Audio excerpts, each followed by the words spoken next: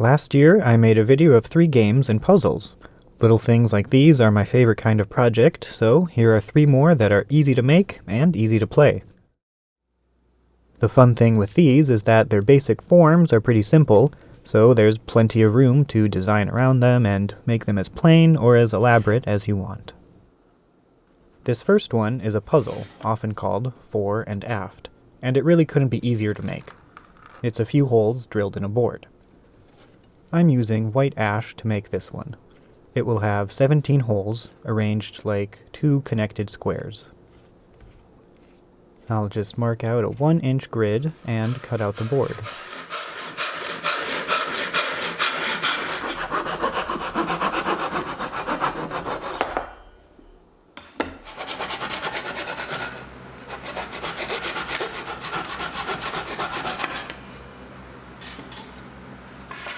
Then I'll drill 1/2-inch holes partway through the wood.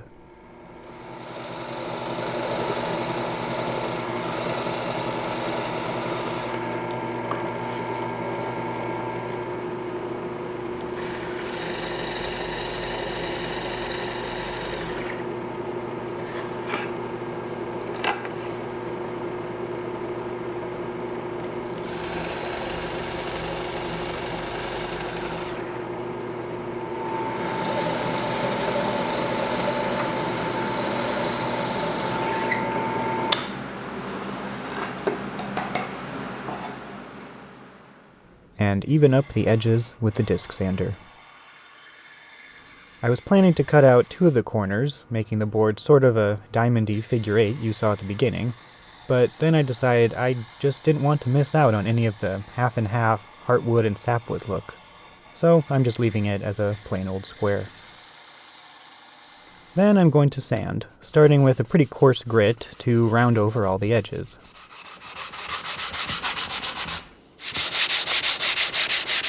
Now for the playing pieces. I'll be using these 1/2-inch dowels, 1 oak, 1 walnut. Before I cut them up, I'll sand them just a little so they can easily fit into the holes in the board without getting stuck. Then I'm going to cut 16 1-inch long pieces, 8 of each wood.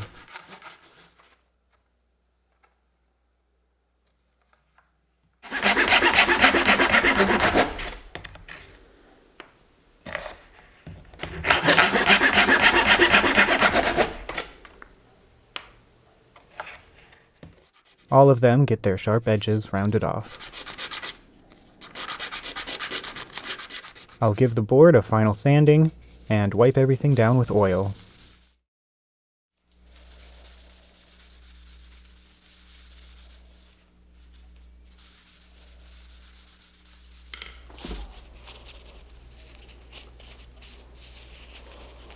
Finally, some small holes get drilled in the bottom for some rubber feet.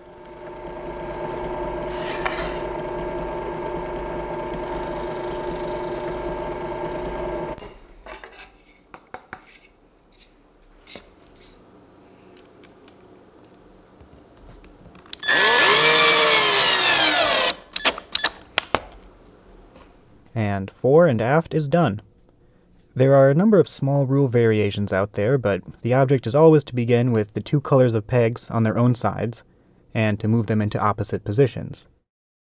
One set of rules says that these pegs can only move down and to the right, while these can only move up and to the left. Pegs may jump over one peg of the opposite color. Other rule variations I've seen place no limitation on movement, meaning pegs can move to any empty adjacent space and jump over any peg, so the challenge of that is to switch their places in the fewest moves. The next project is a real blast from the past, the royal game of Ur, all the rage in ancient Mesopotamia 4,500 years ago. This one also has some very straightforward construction. I'm going to use 3/8 inch thick walnut for the board. I'll mark out the square spaces and carve them in with a small V-gouge.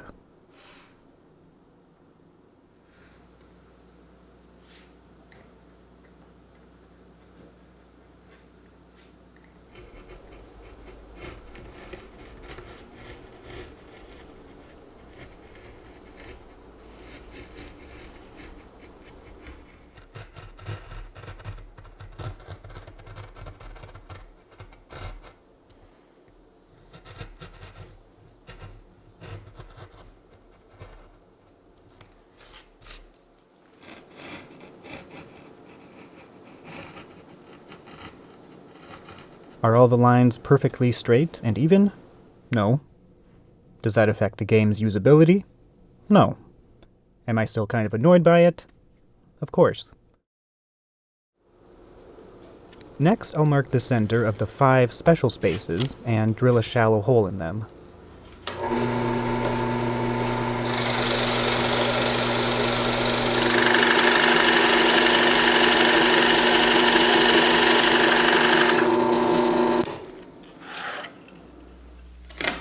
Then I'll turn those circles into squares with a chisel.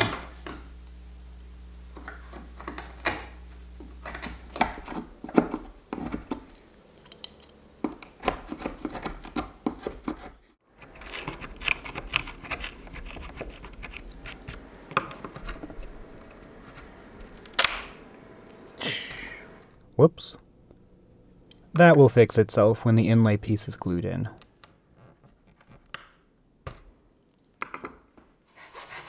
With all of those squares made, I'll cut some cherry pieces to fit.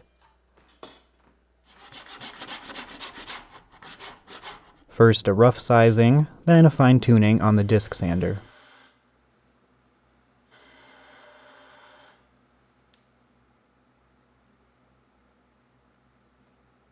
Those get glued in and firmly squeezed into place with a clamp. Once the glue is dry, I'll chisel down the cherry to get it flush with the board.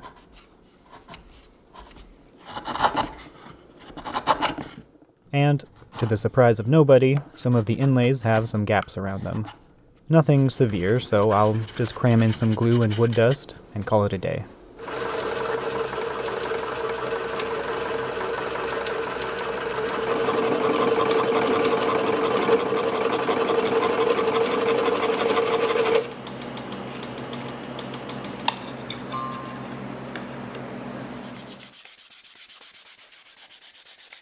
Everything gets sanded, then I'll cut out some little pieces of cherry for the feet. Round off the bottom edges, and glue them on. But we still need playing pieces, so it's out into the wilds to find some suitable material. I found a good hickory branch that had not yet started to decay, and I stripped off the bark. Then a bunch of slicing. I need 18 pieces, 7 for both players and 4 for the dice pieces. If you were going to be historically accurate, you'd make little tetrahedrons for the dice, but 2-sided pieces will serve the same purpose. With all of those cut, I'll Dremel off the saw marks and soften the edges. Then 7 of those pieces get painted black. First I tried thinned paint to get sort of a stained look, but that ended up looking terrible, so I just put on a coat of undiluted paint. The 4 dice get green on one side and red on the other. And then all the pieces can be brushed with some acrylic sealer. Out of scientific curiosity, I wanted to see if these dice pieces were balanced enough to actually be usable. So I rolled them 154 times, went to the graph making site we used in 7th grade science class, and it turns out these uneven, asymmetrical stick slices give nearly identical results to rolling real dice or tossing coins.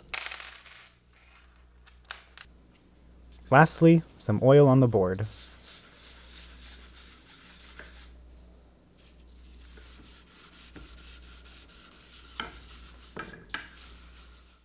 And the royal game of Ur is done.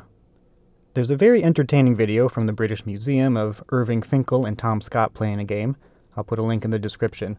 You can watch that for all the history and rules and gameplay, but basically it's a race to get all your pieces around the board first. The final project, kind of like Fore and Aft, involves swapping the position of pieces.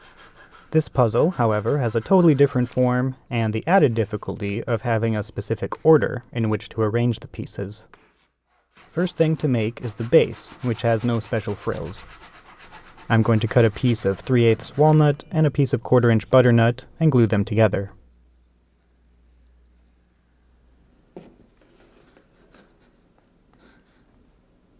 When that's dry, I'll sand the butternut because I won't be able to get to it later on when there are things glued to the top.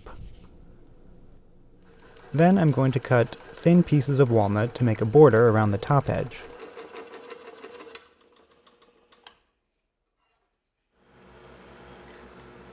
I'll give them mitered corners and slowly work my way around to get a good fit as I glue them in place. There's a little bit of overhang left on the outer edge that will be trimmed off later. Now for the squares. 3 from 1/4-inch butternut. These will be fixed in place on the board. Then 5 each from 3/8-inch walnut and maple.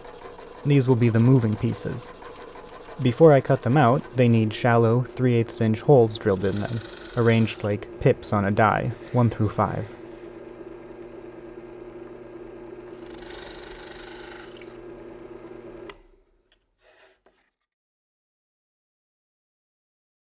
Then a whole bunch of plug cutting.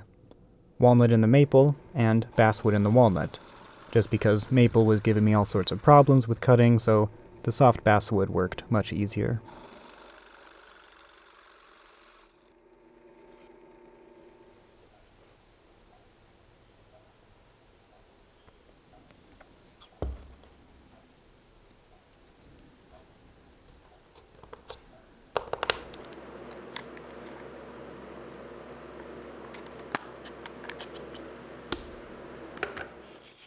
I'll trim off all the plugs, chisel them down, and sand it all flush.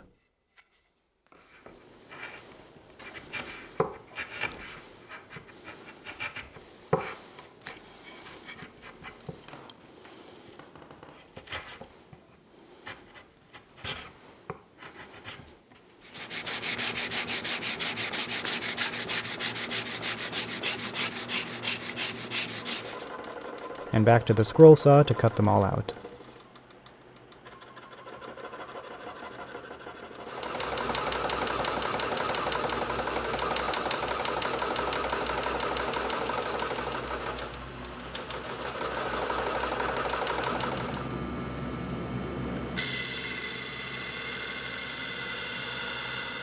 I'm going to make some little wood feet for this one as well. They'll get cut out of walnut. After that, I can sand all the sharp edges. Then the feet get glued to the bottom.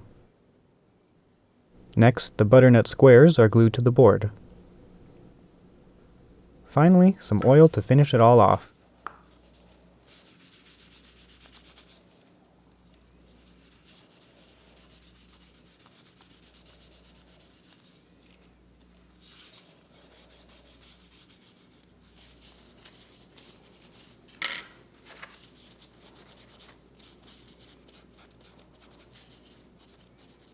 And the tile switch puzzle is done. To start, just line up the maple and walnut pieces on the top and bottom in order from 1 to 5. The objective is to slide them around and switch their positions, so walnut on top and maple on bottom, still in order from 1 to 5.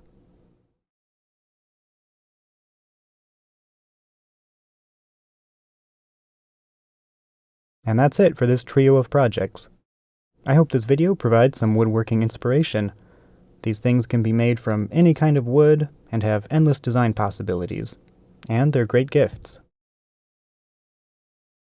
Thanks for watching.